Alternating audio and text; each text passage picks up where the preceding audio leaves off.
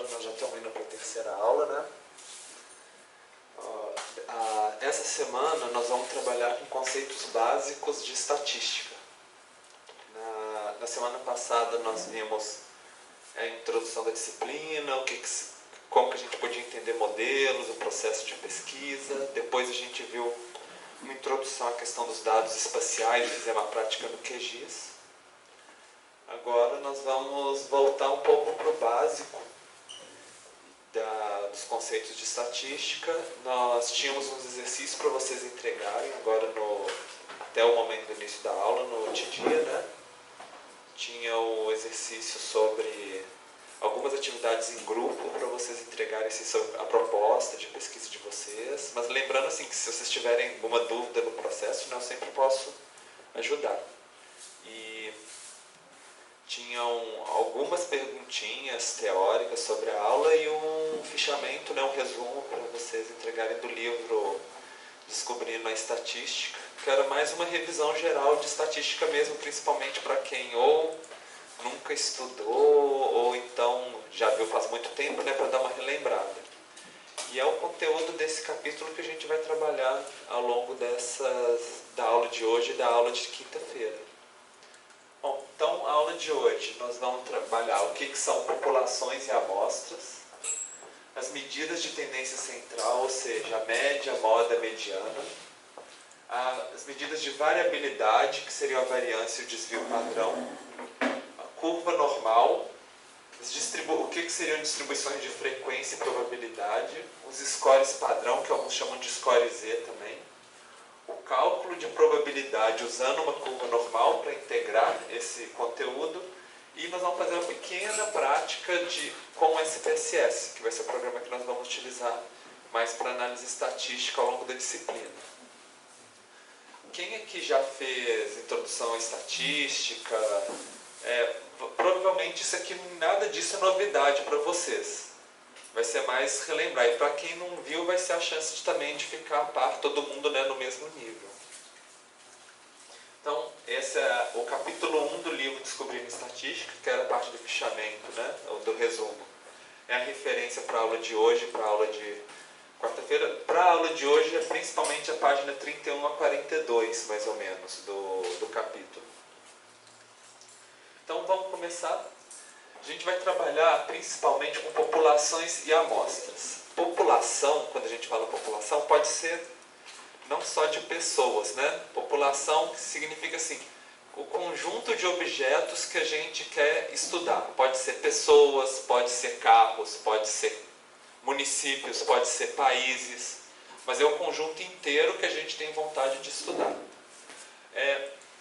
Ela pode ser grande, pode ser milhões de uma população, pode ser a população de alunos dessa sala, por exemplo. Também seria uma população. Sempre assim, é o conjunto que eu tenho interesse, né, de fazer a minha pesquisa. Além disso, muitas vezes a gente tem interesse num certo grupo, mas a gente não tem perna nem mão para conseguir pesquisar o grupo inteiro. Então a gente faz o que a gente chama de amostragem. A gente escolhe um subgrupo, analisa as características desse pequeno grupo e tenta, assim, pelo menos acreditar, mas com base estatística, né, que as características desse pequeno grupo da nossa amostra são mais ou menos a característica que vai ser para a minha população inteira.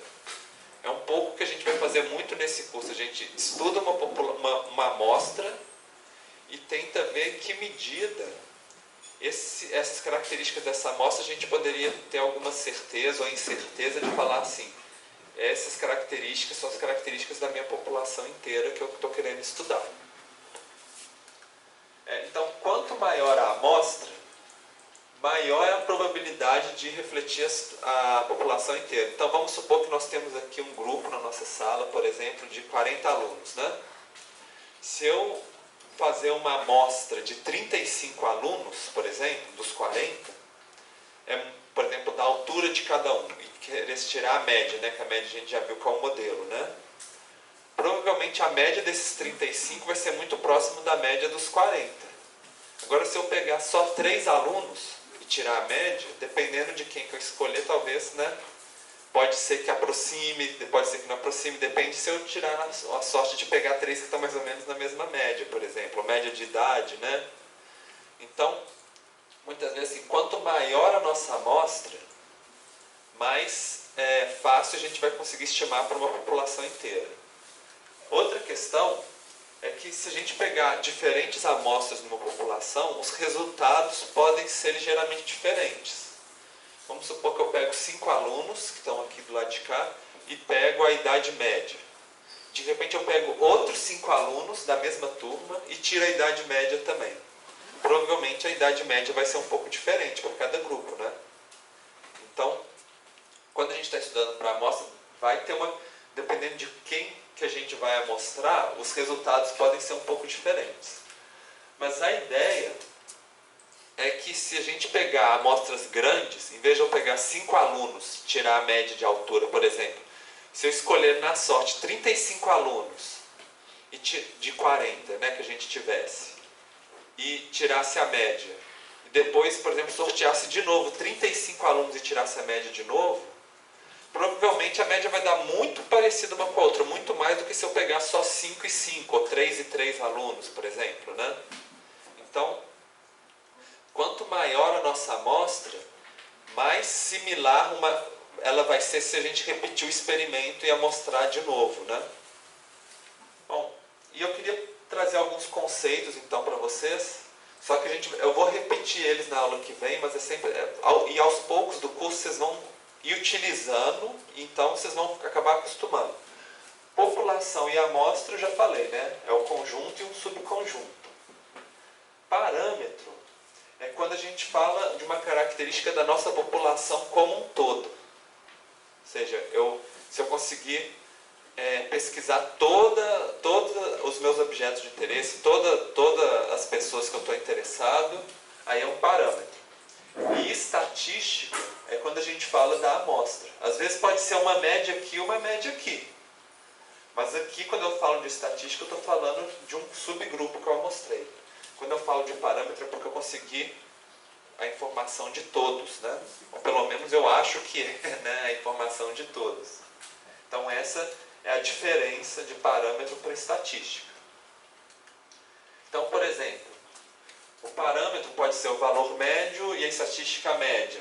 Às vezes a gente vai chamar do mesmo nome, mas vai ter uma notação estatística diferente. Por exemplo, quando tiver um X com um tracinho em cima, é o que a gente chama de média. Média como estatística de uma amostra. Se a gente falar da média, do valor médio para a população, a gente usa esse Uzinho aqui. Então, às vezes a gente não presta atenção, mas vai ter uma fórmula, uma equação que a gente tem que ver se é o U ou se é o X com um tracinho em cima. Então, vocês começarem a prestar atenção nessas coisas. Por exemplo, o desvio padrão da população é esse o sigma, que é um Ozinho com um tracinho, né? Mas, para a amostra, é um S. Então, vocês começarem a prestar atenção na hora de que vocês verem uma equação de estatística, será que está mostrando esse símbolo aqui ou está mostrando esse símbolo aqui, por exemplo, né? E vai ter outros símbolos ao longo do curso, né? Proporção, correlação, que a gente vai ver que eles também vão variar. Mas aí, conforme a gente for vendo essas técnicas, aí eu vou mostrando para vocês e relembrando qual que é o símbolo para o parâmetro e para a estatística, né? Dependendo se a gente está trabalhando com a população ou com a amostra. Além disso, a gente viu população, amostra, parâmetro, estatística e tem o estimador. Estimador é quando a gente pega uma estatística e tenta fazê-la falar assim, essa estatística é a minha estimativa para a minha população inteira. Aí a gente chama de estimador, quando a gente pega esse e tenta usar ele para a gente entender o parâmetro da população.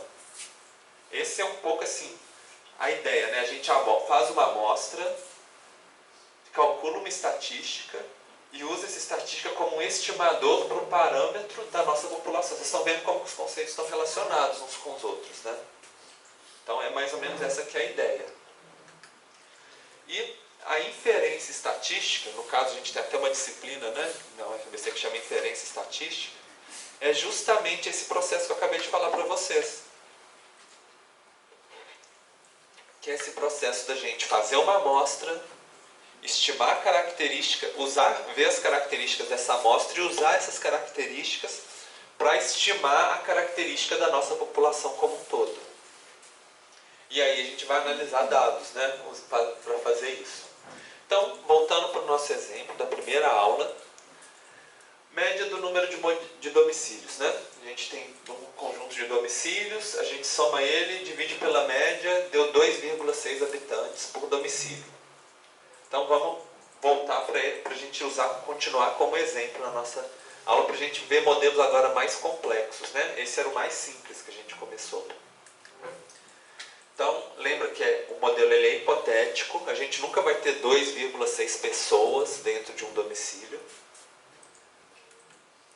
E a gente pode pensar que a gente pode aplicar esse tipo de modelo em outros casos. Por exemplo, média das famílias residentes na Moca, um lugar, a renda média, né, das famílias residentes, a altura média dos edifícios em São Caetano, o PIB médio dos municípios no Arco do Desmatamento.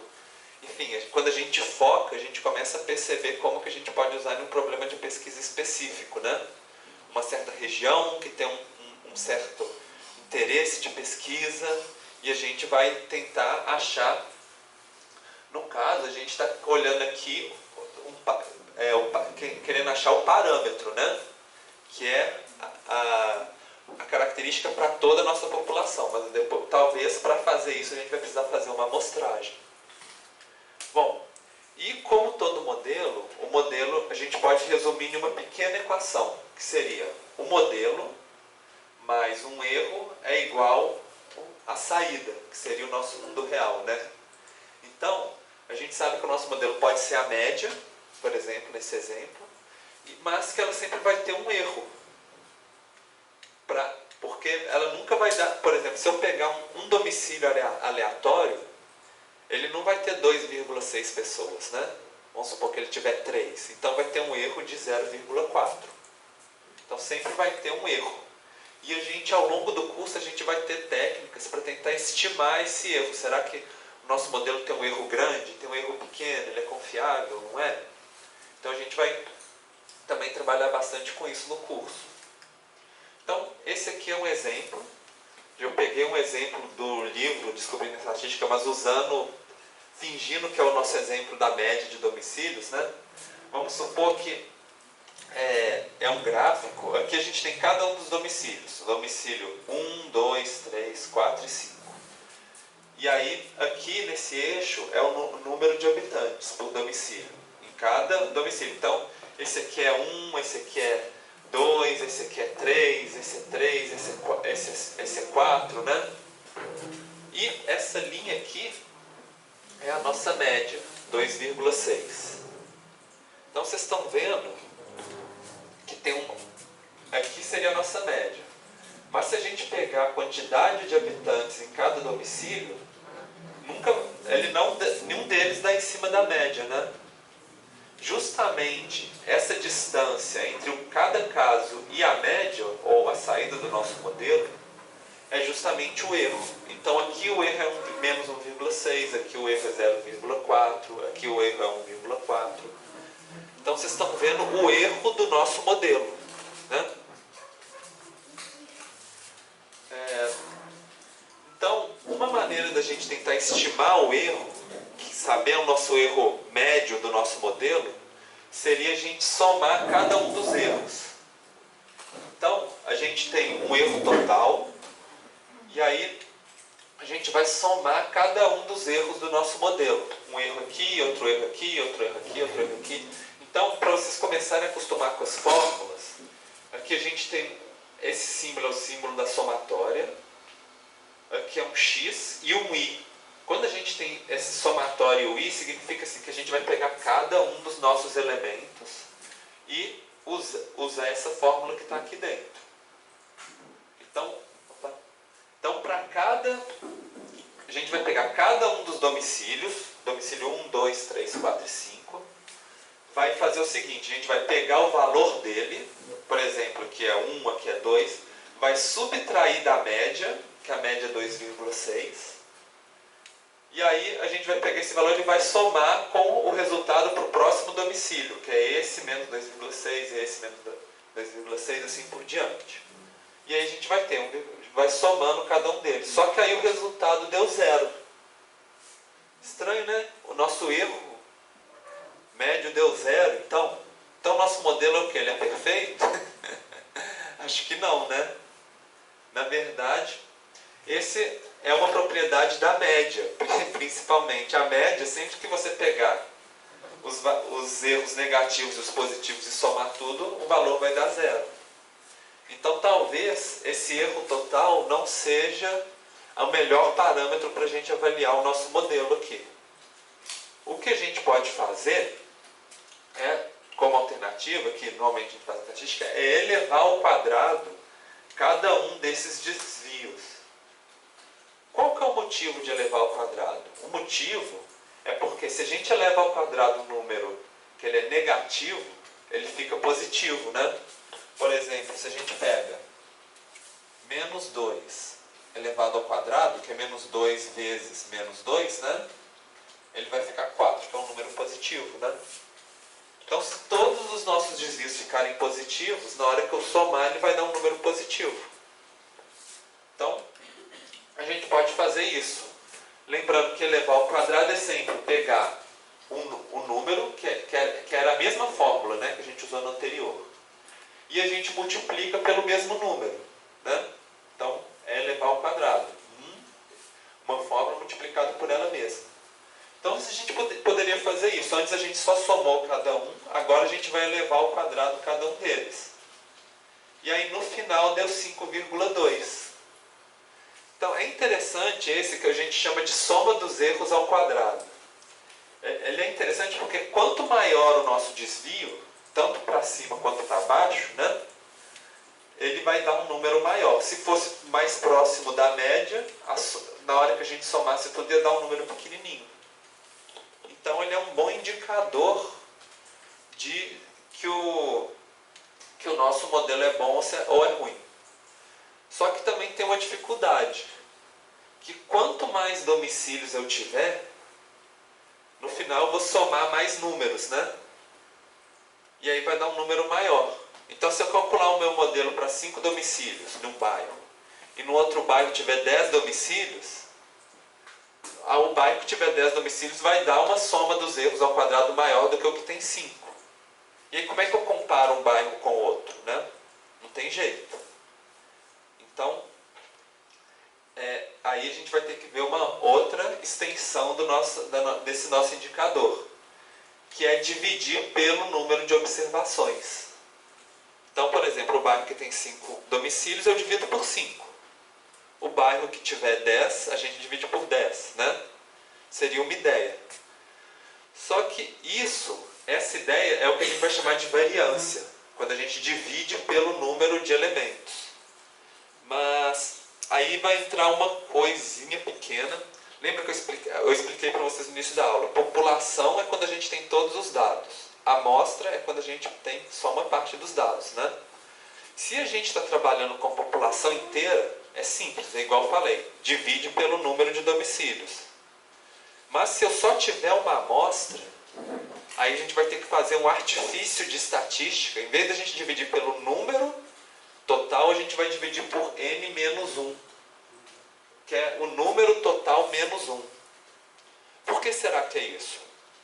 É porque, se vocês verem uma amostra só e não o resultado inteiro, normalmente essa amostra ela costuma ter uma variabilidade um pouquinho menor do que a variabilidade do grupo como um todo. E aí, para a gente ajustar isso, porque lembra que a ideia de inferência estatística é a gente pegar da amostra e passar para a população, né, inteira. Então, se a gente pega a variância da amostra, que é estimada a população inteira, a gente tem que colocar esse menos 1 aqui para fazer esse ajuste. E aí entra uma coisa interessante. Eu falei para vocês no início, né, que se a gente pega uma amostra grande, que é de quase todos, né, os elementos do nosso grupo, é muito próximo é muito próximo da estimativa do grupo inteiro, da população inteira. Por exemplo, se eu tenho 40 alunos aqui e eu faço uma amostra de 39, então dividir a soma dos quadrados por 39 ou por 38, né, não vai dar muita diferença, vai ser uma diferençazinha. Agora, se eu tivesse uma amostra só de 3 alunos, por exemplo, de 40, dividir por 3 ou dividir por 2 vai dar uma diferença muito grande, né, no resultado final. Então, quanto menor for a nossa amostra, mais esse n-1, esse menos 1 aqui vai fazer diferença no nosso resultado final. Então, é um pouquinho assim para vocês começarem a pegar esse tipo de percepção. Mas, esse n-1, tecnicamente, na estatística, a gente chama de graus de liberdade. Grau de liberdade é sempre esse ajuste do nosso modelo para a gente passar da amostra para a população inteira. No caso da média, o grau de liberdade vai ser sempre 1, que é n-1. Quanto mais complexo for o nosso modelo, aí a gente vai ter que colocar uma penalidade maior aqui. Por enquanto a gente está só com a média, então é -1. Aí se for uma regressão múltipla, geográfica, não sei o quê, quanto mais a gente complicar o nosso modelo, mais a gente vai ter que ajustar aqui e provavelmente a gente vai precisar de uma amostra maior, né? Para a gente conseguir, uma amostra com mais número de elementos, para a gente conseguir fazer essa inferência para a população como um todo. Então, a ideia seria mais ou menos essa, né? Então a gente pegou o nosso 5,2, que era esse resultado de cá, dividiu, eram 5 domicílios, então 5 menos 1 ficou 4. E aí a nossa variância ficou 1,3. Agora eu consigo comparar esse 1,3 com a variância do outro bairro, que tem diferentes números, um número diferente de domicílios, por exemplo. Só que tem um problema da variância. O problema, assim, é que quando a gente está falando da média, a gente está falando de número de pessoas, né, no domicílio. Na variância, a gente não pode falar 1,3 pessoas, porque a gente elevou ao quadrado, né? Então a nossa unidade de medida é pessoas ao quadrado. É meio esquisito, né? Não é muito intuitivo assim a gente falar. Você tem aqui uma variabilidade de 1,3 pessoas ao quadrado. O ideal é a gente falar dentro de uma unidade que todo mundo consegue entender mais intuitivamente. E que a gente consegue comparar com a nossa média também, né? De uma maneira mais fácil. Então, a ideia é a gente alterar a nossa unidade de medida. Por exemplo, como que a gente altera de elevado ao quadrado para habitantes de novo? A gente simplesmente tira a raiz quadrada, né? Então a gente tem um número ao quadrado, por exemplo, menos 2 ao quadrado. Se a gente tirar a raiz quadrada, ele fica menos 2, né? E aí resolve o nosso problema. É justamente esse que é o conceito de desvio padrão. Desvio padrão é simplesmente a gente pegar a variância, que é o S2, inclusive está aqui ao quadrado, né? E transformar no S, que seria a gente colocar a raiz quadrada. É a mesma fórmula. Então, lembra, vamos fazer parte por parte. A gente tem o erro total, a gente elevou ao quadrado aqui, para a gente achar a variância, para a gente achar a soma dos erros ao quadrado, a gente elevou ao quadrado, depois a gente dividiu por n-1 para chegar na variância, e agora a gente vai e tira a raiz quadrada. A gente só acrescentou a raiz quadrada aqui. Aí a gente tirando a raiz quadrada de 1,3, que era o resultado que a gente tinha, deu 1,14. Agora sim a gente pode falar desvio padrão de 1,14 pessoas. A gente só está fracionando as pessoas, né? Pegando um pedacinho de pessoa, mas seria mais ou menos a ideia. Então a gente tem uma média de 2,6, que a gente já tinha calculado, né? Só que, se a gente falar assim, a média da nossa variação, né? Se a gente pegar cada domicílio, em geral vai dar 1,14 acima, 1,14 abaixo. Vai ser mais ou menos o tanto que vai variar em relação à nossa média. Então, esse é mais ou menos a história, assim. Então, se o desvio padrão for pequeno, os dados vão estar muito próximos da nossa média. Se o desvio padrão for grande, então sempre que a gente pegar um domicílio isolado, provavelmente ele vai estar bem distante da nossa média. Agora, e se o desvio padrão for zero? O que vocês acham que vai ser? Hein, gente? Se o desvio padrão for zero.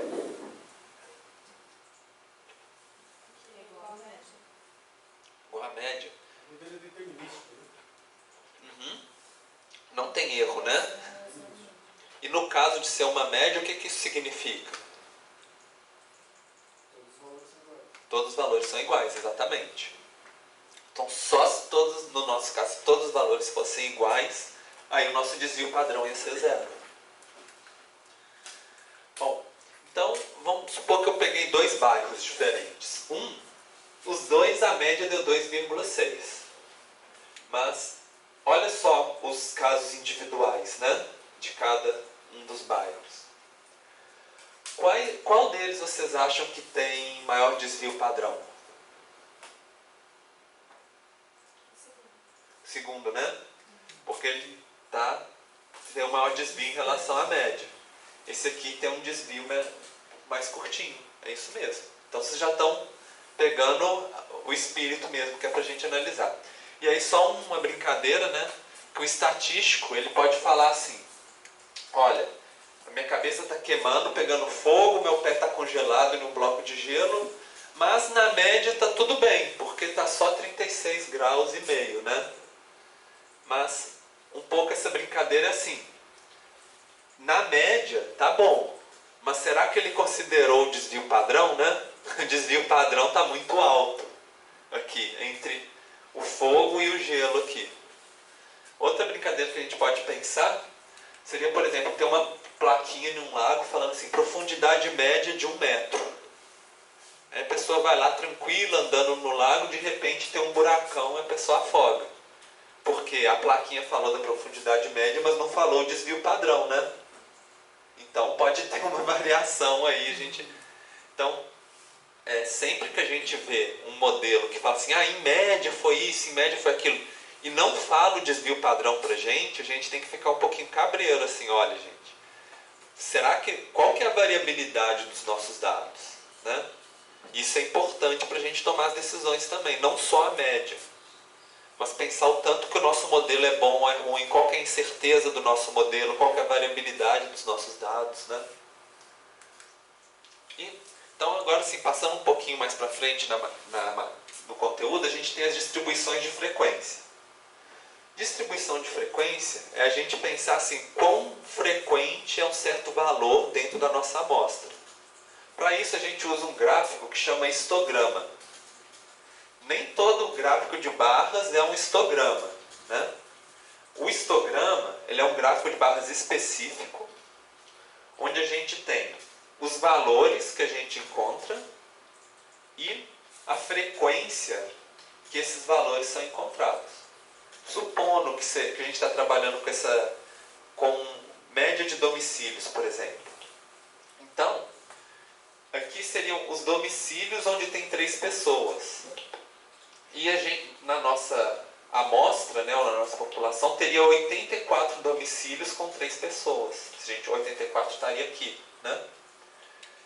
Com 6 pessoas, teriam 231 domicílios, por exemplo.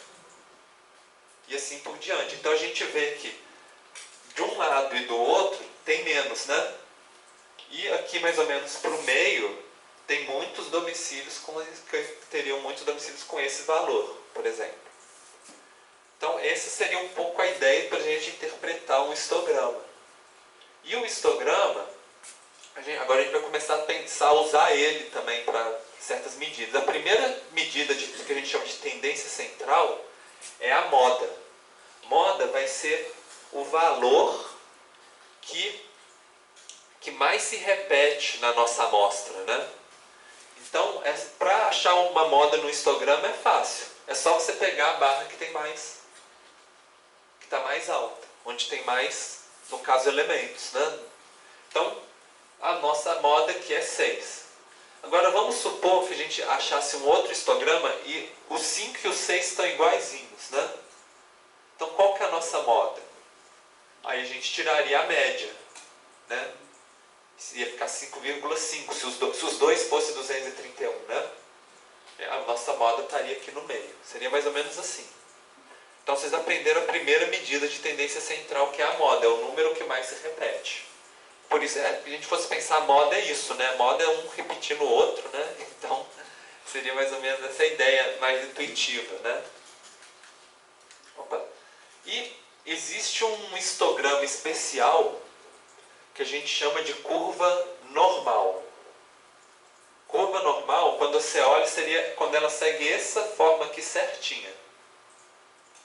Curva normal seria o seguinte, vocês estão vendo aqui que tem umas propriedades, né? Parece que ela é igual dos dois lados, né? Ela sobe assim suavemente, depois ela cai suavemente. Na verdade, existe uma equação matemática que ela calcula justamente essa mudança suave, que é a fórmula da curva normal. Então, a gente vai pensar um pouquinho em relação a ele. Quais são as características. Primeiro, antes da gente chegar nela, só para pensar assim, a gente tem a curva normal, pensa que é tipo um fantasminha, né? Ou então essa ideia, né, um dinossauro. Mas a ideia é que sempre assim seja essa coisa mais suave mesmo. Só de brincadeira isso aqui. Bom, só que nem todo histograma vai se aproximar de uma distribuição normal. E aí vamos ver primeiro, antes da gente ver o que é a distribuição normal, vamos ver o que não é, para a gente pensar. Essas duas aqui não são distribuições normais. Vocês estão vendo a diferença? Dessa daqui, pensa intuitivamente dessa forma, e dessas duas aqui. Tá vendo? Essa aqui parece assim, aumenta muito e depois vai caindo devagarzinho, né? Essa aqui aumenta devagarzinho e de repente cai rápido. Isso é o que a gente chama de assimetria. Significa que um lado não é igual ao outro. Quando é esse formato aqui, que está todo mundo junto dos valores mais baixos, a gente chama de positivamente assimétrico. E quando está do lado de cá, a gente chama de negativamente assimétrico. Por que é positivo ou negativo? É convenção. Convencionou-se, né, que esse aqui é o positivo e esse aqui é o negativo. Se quisesse convencionar de outro jeito, poderia, mas na estatística a gente convencionou assim. Então, se vocês verem um gráfico assim, a gente fala, esse não é um gráfico normal. Além da assimetria, tem a questão do achatamento. Então, vocês conseguem ver a diferença dessa curva normal aqui? Olha, essa curva normal para essas duas aqui, tem diferença, não tem? Essa aqui parece que você pegou a curva normal e achatou aqui, assim, por aqui, né? Já essa de cá parece que você pegou ela e achatou aqui, assim, né? Então, é justamente o que a gente chama de curtose, que é esse achatamento. E a ideia é assim, quando eles estão muito próximos, as duas são simétricas. Então, pelo menos elas não são assimétricas. Mas elas são achatadas. Então, quando é muito achatado, a gente chama de leptocúrtica. Eu sei que é um nome complicadinho, mas aos poucos, ao longo do curso, vocês vão acostumar. E essa aqui é a platicúrtica, quando ela é mais achatadinha assim. Só de brincadeira para começar a lembrar, assim, pensa o Cebolinha, né, da Turma da Mônica. Em vez de falar prato, ele falava plato, né? Pensa uma coisa achatada igual um prato, assim. Então a gente poderia pensar que seria platicúrtica. Só para vocês começarem a memorizar um pouquinho melhor os termos, né? E é lógico, eu mostrei aqui um exemplo, mas a gente poderia combinar esse com esse, ou esse com esse, né? Ou esse com esse, e aí fazer uma distribuição que parece ainda menos com a média. Não, com a curva normal, desculpa. Então, a gente está vendo as diferenças, né? E vamos pensar nesses dois casos aqui, agora as medidas de tendência central. Eu falei para vocês qual que é a moda, né? A moda, se a gente olhar no histograma, seria a barrinha que está mais alta, não era isso? A que repete mais. Então, se a gente pegar esses dois gráficos, a gente vai ver a moda seria o lugar onde ele está mais alto. Então, tem uma moda aqui e a moda aqui do lado de cá, né? Essa aqui é simétrica negativa, simétrica positiva. A moda, então, é o valor mais frequente. Além disso, a gente tem a mediana. Mediana, que no caso vai ser o nosso verdinho aqui e o outro verdinho aqui, né? Ele é justamente o ponto que ele separa 50% dos nossos dados estão de um lado e 50% dos nossos dados estão do outro lado. Então, 50% para cá, 50% para cá. Como se isso aqui fosse uma massinha, né? Supõe. A gente vai pegar a nossa massinha e ficar com peso igual dos dois lados, supõe, né? E a média, que a gente já viu, né? É quando a gente soma todos os nossos elementos e divide pelo número de elementos no total. Agora é interessante que já que vocês já viram as três medidas de tendência, moda, mediana e média, a gente pensar como que elas se comportam na distribuição de simetria positiva e negativa.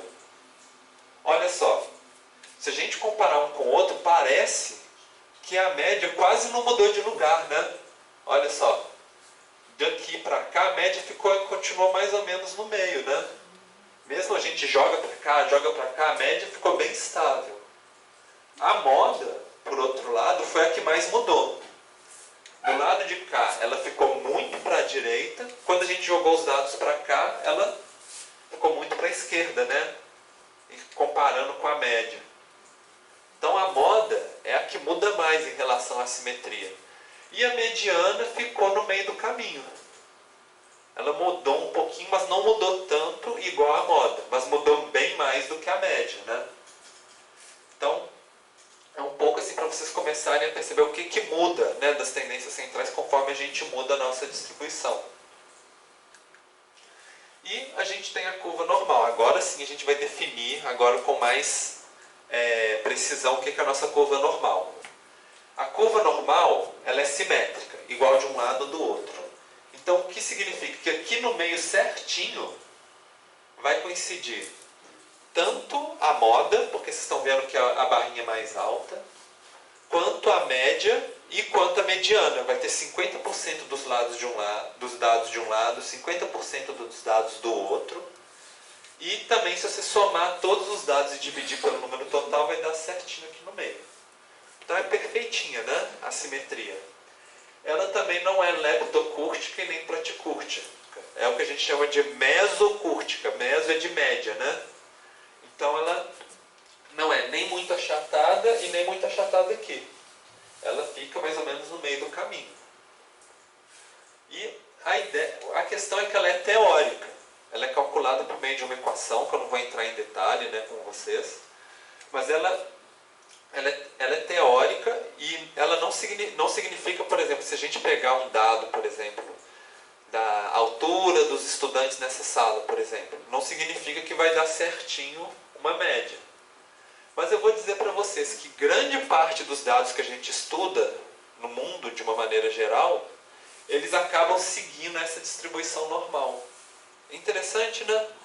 Porque ela é um modelo, ou seja, uma simplificação, mas ela acontece tantas vezes no dia a dia, nas amostras, que é um modelo assim, que ele é muito importante para a estatística. Inclusive vai ter alguns modelos mais avançados que eles vão falar assim, esse modelo só é válido se os dados tiverem uma distribuição normal.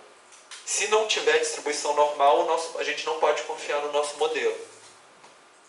E a gente vai aprender ao longo do curso como que a gente checa isso, né? Se os nossos dados estão seguindo uma distribuição normal.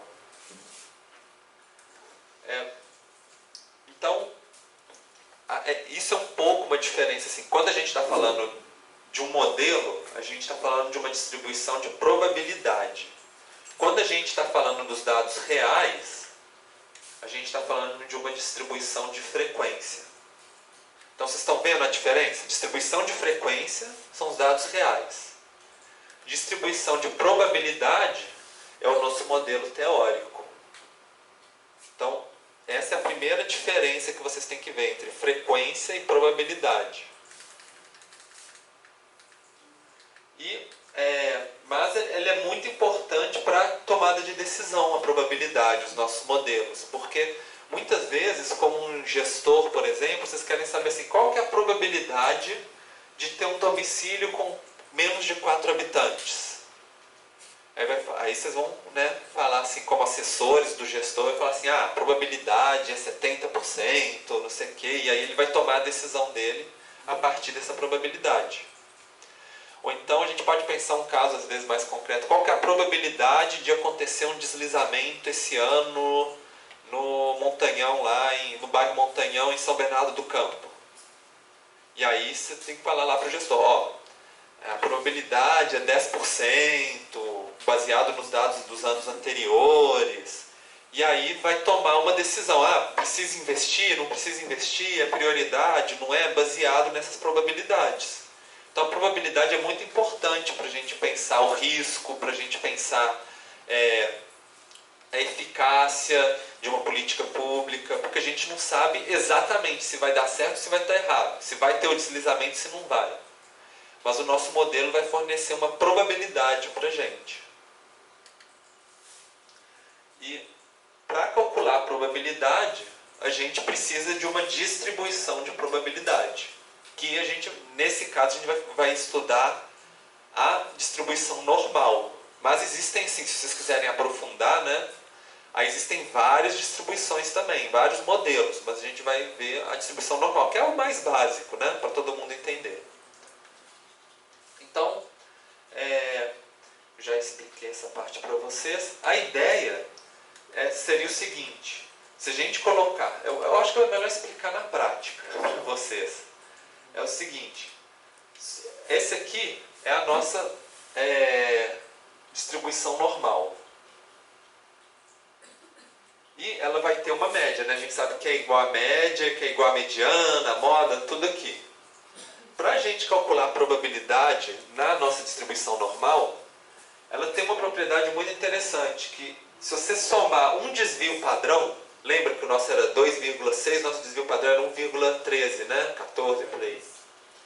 Se a gente somar um desvio padrão para cá e um desvio padrão para cá, quer dizer, positivo e negativo, né? Praticamente 68,27% dos nossos elementos vão estar aqui. Então, já estamos passando, né? Por quê? Por que chega nesse 68,27%? Porque a gente tem a fórmula matemática que descreve essa curva e sempre que você fizer os cálculos vai aparecer aqui. Se a gente colocar dois desvios padrões, quer dizer, 2S, né? S é o desvio padrão, para cá e 2 para cá, vai ter 95,45% dos nossos dados. Estão vendo? Quase todos, né? Vai estar entre dois desvio padrões. E se a gente colocar 3 desvio padrões? Vai dar 99,73%.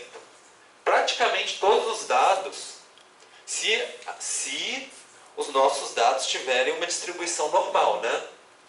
De acordo com a equação da distribuição normal, 99,73% vai estar entre a média mais 3 desvio padrões e a média menos 3 desvio padrões. Se a gente substituir pelo nosso exemplo, né, 1,14 é o nosso desvio padrão e a média 2,6, então 2,6 soma 3,74, subtrai 1,46. Entre 1,46 e 3,74 vai ter 68,27% dos nossos domicílios vão estar aqui, entre esses dois números. Então vocês estão vendo como que tem como que a gente consegue estimar a probabilidade? E seria mais ou menos isso. E se a gente tiver, agora voltando para a nossa pergunta, qual que é a probabilidade de um domicílio tiver menos de 4 habitantes? Olhando aqui. Para fazer isso, a gente teria que fazer o seguinte, a gente marca no nosso gráfico 4, né? Um pouquinho acima de 3,74, e a gente tenta calcular qual que é a probabilidade do lado de cá. Quais são os elementos que estão caindo para cá. Aí vamos chegar lá na forma de calcular isso. Mas a ideia intuitiva é essa. Quero saber quanto que está para cá. E se eu quisesse perguntar qual que é a probabilidade de ter mais do que 4? O que vocês acham que eu teria que fazer? Isso, pegar esse pedacinho de cá. Porque um é complementar ao outro, né? Bom, e existe uma distribuição normal que ela é mais especial ainda, que a gente chama de distribuição normal padrão.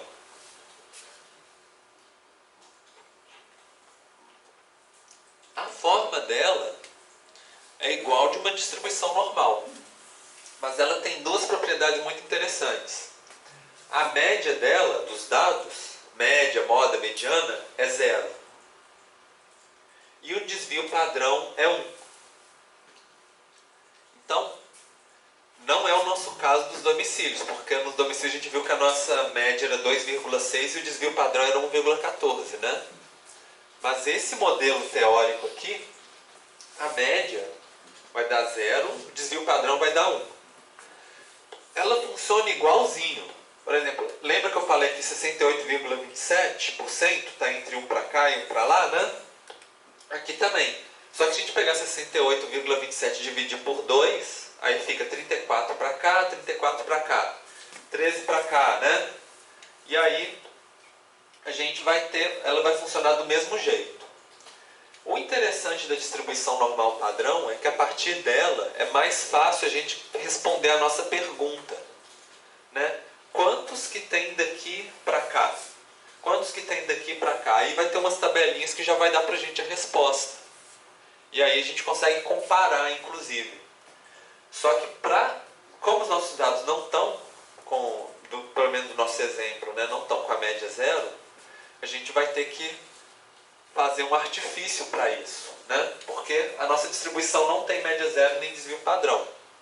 Aí tem uma técnica estatística que a gente consegue converter qualquer conjunto de dados a um conjunto que tenha média 0 e desvio padrão 1. Como que a gente faz? O nosso 2,6 e 1,14, né? Como que a gente faz ele ter média 0 e desvio padrão 1? Aí tem uma fórmula que a gente chama de padronização. E alguns livros falam normalização, estandardização, né? Cada lugar o pessoal traduz de uma maneira diferente. Eu prefiro padronização, porque a gente está falando curva normal padrão, né?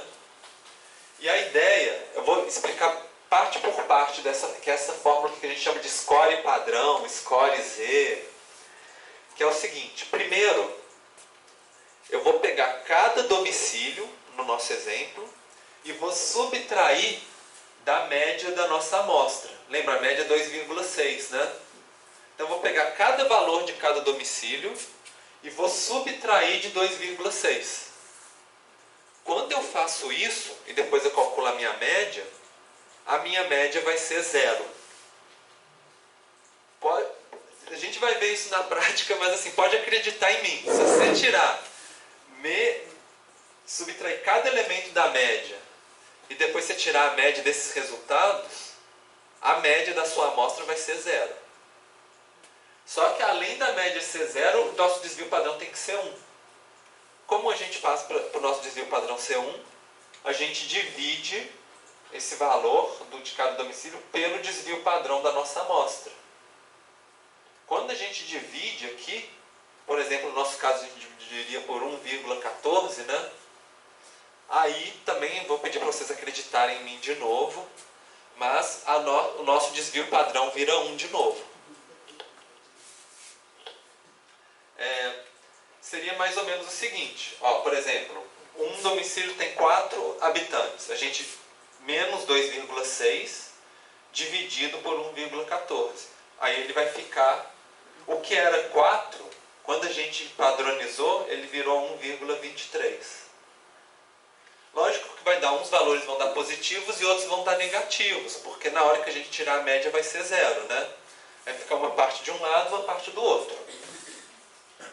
E aí o 1,23 a gente consegue colocar aqui. Porque vocês lembram que a nossa pergunta era qual que é a probabilidade, né, de ter menos do que 4, não era isso? Agora, quando a gente padronizou, deu 1,20, o 4 virou 1,23. Então, a gente marca o nosso 1,23 e a gente quer saber quanto que tem para cá. E a gente soma 0,13 mais 2,14 mais 3,59 mais 34 mais 34 mais esse pedacinho aqui. Sim. Só fiquei um pouco em dúvida. Pode falar. Desse processo de dividir o score pelo desvio padrão para assegurar que o desvio padrão fique igual a 1. Isso não ficou muito claro. Por que isso garante que o desvio padrão fique igual a 1? Tá. O que a gente seria mais ou menos, no caso, seria o seguinte. Eu vou tentar mostrar visualmente para você. Talvez fique mais fácil. Vamos supor que o nosso desvio padrão de 1,14 seja esse daqui. Platicúrtico, né? Na hora que a gente dividir por 1,14, ele vai juntar isso aqui. Tentando te dar uma ideia, uma intuição mais visual. Porque quando a gente divide por um número que é maior do que 1, a gente vai fazer os nossos dados ficarem mais próximos uns dos outros. Se o desvio padrão fosse menor do que 1, aí seria mais ou menos isso aqui, né? Aí a gente dividiria por 0,8, por exemplo. Aí ele ia dar uma esticada para virar 1 de novo. Você acha que ficou mais fácil? Porque tem gente que prefere visualizar assim para ficar mais fácil. Vocês acham que ficou mais... Deu para entender? Então tá. Então, a gente está aqui. E, em seguida, para a gente saber certinho, aí a gente vai consultar uma tabela. No caso, isso seria a maneira clássica, né? Na prática, hoje em dia, o computador que calcula para a gente. Mas, assim, se vocês forem fazer uma disciplina de estatística normal, e principalmente assim, quem já fez, né, os professores, às vezes, na hora da prova, eles dão uma tabelinha no fundo, assim, para vocês checarem na tabela. E no livro mesmo, Descobrindo a Estatística, que é a referência, né, que está lá no dia para vocês, tem essas tabelinhas também lá no final do livro também, se vocês quiserem olhar. Que seria uma tabela mais ou menos igual a essa daqui. Existem dois tipos de tabela. Uma é essa tabela que a gente tem um número e a gente quer saber a probabilidade até chegar nesse número. Lembra que esse número é sempre o da distribuição normal padrão, né? Que é essa que a média é 0 e o desvio padrão é 1. E como que funciona? A gente pega o nosso valor, 1,23, os dois primeiros dígitos estão na linha e o terceiro dígito está na coluna. Então isso aqui seria 1,20, 1,21, 1,22, 1,23, porque é 1,2 mais 0,03, né?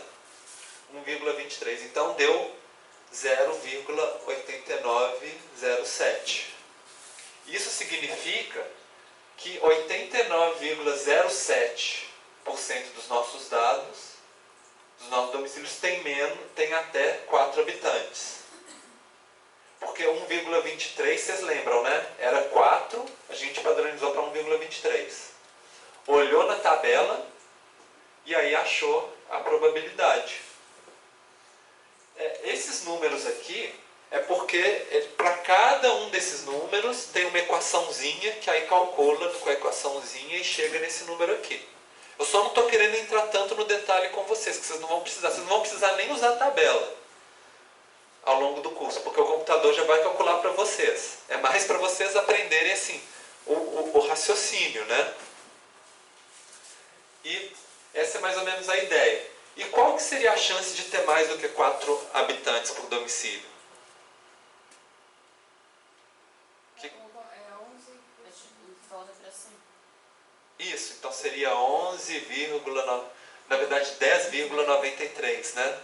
É isso mesmo, porque a gente sabendo quanto que tem de um lado, a gente consegue saber o que tem para o outro. Não precisa de ter duas tabelas. Uma só já é suficiente. Lógico que existe uma outra tabela, que na verdade é aquela que, quando você quer tirar uma parte de um lado e uma parte do outro, né? Você quer saber assim, quantos que, por exemplo, estão até um desvio padrão para cá e um para cá, por exemplo. Que é o bicaudal. No caso, a gente está falando unicaudal, porque a gente só quer marcar um ponto e saber quanto que está para cá e quanto que está para cá.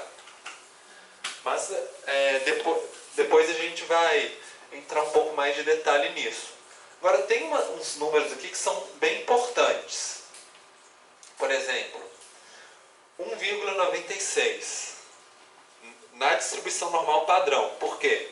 Se a gente for 1,9 e 0,06, deu 0,9750. O que isso significa? Que 97,5% dos nossos casos são menores. Só tem aqui para o lado de cá 2,5%. E o contrário, né? Se fosse menos 1,96, seria assim, 1,96 é 2,5% para cá. Menos 1,96 significa que fica 2,5% do lado de cá, né? Sempre a gente corta 2,5%. Se a gente pegar os valores entre esse e esse, vai dar quantos por cento? Entre 1,96 e menos 1,96. Quanto que vocês acham? 95%. Então, quando a gente quer saber entre o intervalo de 95% dos nossos dados em relação à média, a gente usa esse score Z, 1,96. A gente vai voltar nesse score Z várias vezes ao longo do curso. Porque sempre que a gente quiser ter 95% dos nossos dados, a gente vai usar esse score aqui. Tem outros também, né? Mas só para vocês visualizarem, né? Fica 1,96 aqui, menos 1,96 de cá, 2,5 dos dados excluídos para cá, 2,5 para cá e 95 no meio, né? E, por exemplo, menos 2,58 e mais 2,58 é outro número importante. Porque vai dar 99,5% para cá, né? Se a gente tira para os dois lados, vai dar 99% dos nossos dados vão estar entre esses dois números. Então, se a gente quer um conjunto que pega 99% dos nossos dados, 99% de chance, é esse. E um outro que é o 3,29. Que aí vai ser 99,9% de chance. Assim, se eu tivesse com risco de vida e fosse lá no hospital, eu preferia escolher o tratamento que eu tenho 99,9% de chance de sobreviver, né? Mais do que o 95%. Mas isso aí né? Aí, talvez o 99,9% de chance vai ser 100 vezes mais caro, né, o tratamento. Então, é o tipo de coisa que a gente tem que avaliar em relação à probabilidade, riscos, né? A gente vai avaliando. Bom, o conteúdo teórico dessa aula era mais ou menos esse. E aí, só para a gente terminar, né, com uma piadinha, assim, uma galinha escreve uma carta de amor para outra. Essa galinha é estatística, né? E aí ela fala assim: você está 3 desvios padrões acima da média para mim. Agora vocês já têm condição de entender, né, o que quer dizer essa carta de amor, né? Falando assim, olha, você está acima de 99,9% das pessoas no mundo para mim, né? Está lá no topo, assim. Então, essa é o fechamento da nossa parte teórica. Bom, e aí, agora a gente vai para a nossa parte prática da aula. A gente vai trabalhar um pouquinho com o SPSS. Então, eu vou pedir para vocês que ainda não ligar o computador e abrir o SPSS no computador de vocês, tá?